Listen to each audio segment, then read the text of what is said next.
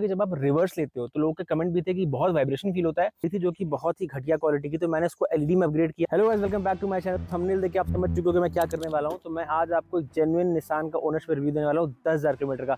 ऐसा नहीं कि कार मेरी, तो मैं आपको अच्छी चीजें बताने वाला हूँ। जो प्रॉब्लम फेस हुई है वो भी बताऊंगा जेन्युइनली, और जो अच्छी चीजें वो भी बताऊंगा।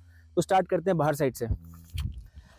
तो बाहर साइड यहाँ पे मुझे इस वेरिएंट में कोई भी अलॉय व्हील देखने को नहीं मिलता है। ये व्हील कैप लगी है, तो कुछ मैंने भाइयों कमेंट पढ़े थे कि अलॉय, ये जो व्हील कैप होती है निकल जाती है कुछ किलोमीटर से, बट मैंने 10,000 किलोमीटर गाड़ी चलाई है, अभी तक मुझे इसमें कोई प्रॉब्लम फेस करने को नहीं मिली है। तो व्हील कैप की बात करने के बाद यहाँ पे आपको टायर दिख रहे हो। टायर की बात करूँ, इस पर्टिकुलर वेरिएंट में टीपीएमएस आता है, बट कितना प्रेशर है वो लिख के नहीं आता। सिर्फ एक वार्निंग लाइट अंदर येलो कलर की शो करती है, मतलब आपकी कार में प्रेशर लो है, आप डला लो। बट क्योंकि मैं इसको 10-10 दिन में टॉपअप कराता हूँ, तो मुझे अभी तक ऐसा लाइट देखने को नहीं मिला, लेकिन जेन्युइनली आपको रिव्यू दे रहा था। तो यहाँ वाइपर ब्लेड दिख रहा होगा, इसकी जो लाइफ होती है यूजुअली 9 से 10,000 किलोमीटर होती है। मैं इसको बहुत ज़्यादा यूज़ करता हूँ, तो मैं आपको रिकमेंड ये करूंगा कि आप इसको 10,000 किलोमीटर में चेंज करा लो, बट इससे मुझे कुछ प्रॉब्लम फेस करने को नहीं मिली है। अब सामने आपको दिख रहा होगा कार का बोनेट। सबसे बड़ा इशू आपको आता है, सवाल आता है कि अगर इंजन में कुछ रिलेटेड इशू आई हो, तो मैं आपको बता दूं, इस गाड़ी को मैंने हर तरीके रास्ते पे चलाया है, हाईवे, एक्सप्रेसवे, सिटी, घाटी, हर जगह चलाया है। इसमें मुझे ऐसा कुछ भी इशू नहीं फेस करना पड़ा कि इंजन ब्रेकडाउन हो गया हो। और जस्ट टू टेस्ट मैंने इस गाड़ी को जयपुर से पुणे लगातार नॉन स्टॉप, लगातार मतलब लगातार नॉन स्टॉप चलाया है 1400 किलोमीटर। गाड़ी कहीं भी बंद नहीं हुई है। मैंने पेट्रोल डलाया है, उसमें मैंने इग्निशन ऑन रखा था, तो उसमें भी मुझे आपको एक चीज़ दिखाता हूँ। कार में अंदर आ जाओ, तो आपको यहाँ पे एक सिंबल दिख रहा होगा सी और एच का, मतलब कूलिंग और हीट। ये दो डंडा अभी है, ये दो डंडा तब भी था। जैसा कि आपने कूलिंग और हीट का सिंबल देखा, दो टावर दिख रहे थे, वो 1400 किलोमीटर चलने के बाद भी वैसा थे। ऐसा कुछ भी नहीं हुआ कि गाड़ी रास्ते में ओवरहीट हो गई या बंद हो गई हो, तो इसके रिगार्डिंग मुझे कुछ कोई इशू नहीं आया।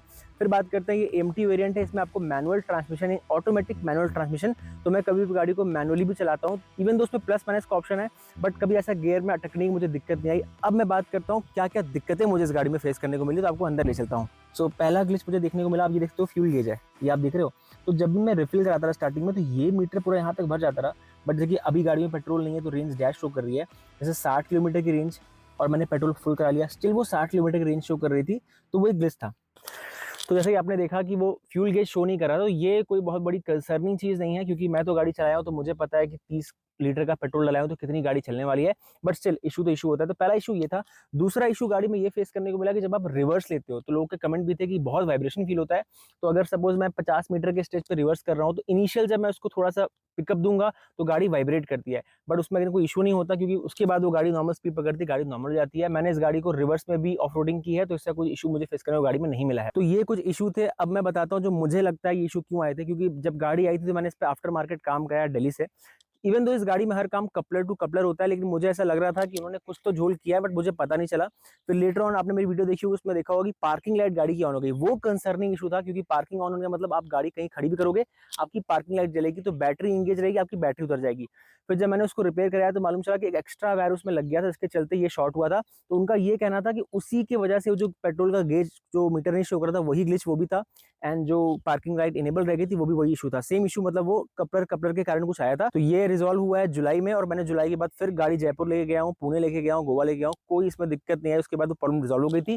फिर अब दूसरी बात करते हैं, गाड़ी की एक प्रॉब्लम है जो सिर्फ इसी में नहीं, आप IMT लोगे, AMT लोगे, मैनुअल लोगे, प्रॉब्लम आएगी। क्या है बताता हूँ। इस गाड़ी से मैंने ऑफ रोडिंग की थी, और उसमें क्या प्रॉब्लम आई थी, वो सिर्फ इस वेरिएंट में नहीं, AMT हो, कोई दूसरा ब्रांड हो, IMT हो, ऑटोमेटिक मैनुअल, सब में आएगी। क्या था बताता हूँ। इस गाड़ी का जो ग्राउंड क्लियरेंस है 205 mm का है, बट जिस जगह मैं ऑफ रोडिंग करने वाला था, मैं एक कैंपस में शूट कर रहा था, तो मैंने देखा जो ग्राउंड क्लियरेंस की जो जगह थी, वो 60 mm की भी गड्ढे थे, 100 mm के गड्ढे भी थे, 300 mm के भी गड्ढे थे।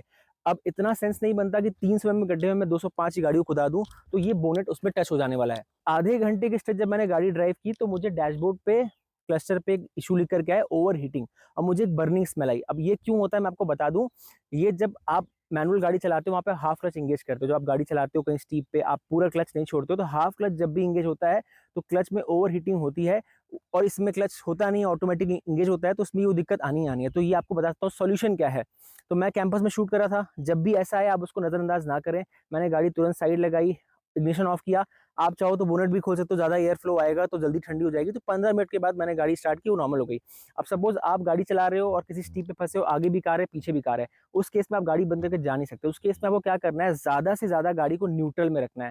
सपोज गाड़ी नहीं बढ़ रही है, आगे नहीं बढ़ने वाली है, आपने ब्रेक क्लच रखे हैं, आप ब्रेक रखो, हैंड ब्रेक रखो, गाड़ी को न्यूट्रल में डाल दो, वो आपकी गाड़ी की इंजन की लाइफ को बढ़ाएगा। अदरवाइज क्लच प्लेट जल जाएगी, तो आप कहीं के रह नहीं जाओगे। एक प्रॉब्लम आप बताऊंगा, इस गाड़ी में इनबिल्ट जो लाइट आती है वो मुझे हैलोजन मिली थी, जो कि बहुत ही घटिया क्वालिटी की, तो मैंने इसको एलईडी में अपग्रेड किया।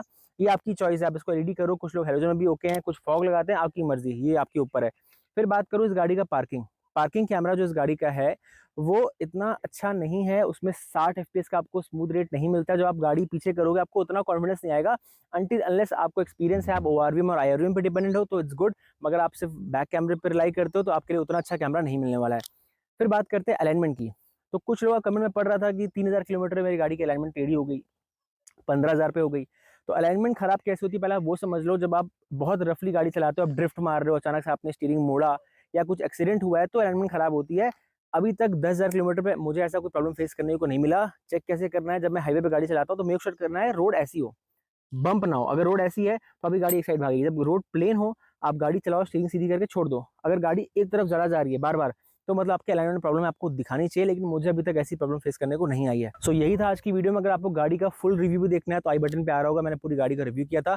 तो आज की वीडियो को यहीं खत्म करते हैं, अगली वीडियो में लेकर के आऊंगा इसकी सर्विस कॉस्ट, पहली सर्विस आई है कितनी आने वाली है वो बताने वाला हूँ। आज की वीडियो में आपको कुछ भी डाउट हो कमेंट सेक्शन में आप ड्रॉप करें, मैं वहाँ आपको सारे आंसर दूंगा। मिलते हैं आपसे नेक्स्ट वीडियो में, टिल देन स्टे ट्यून्ड।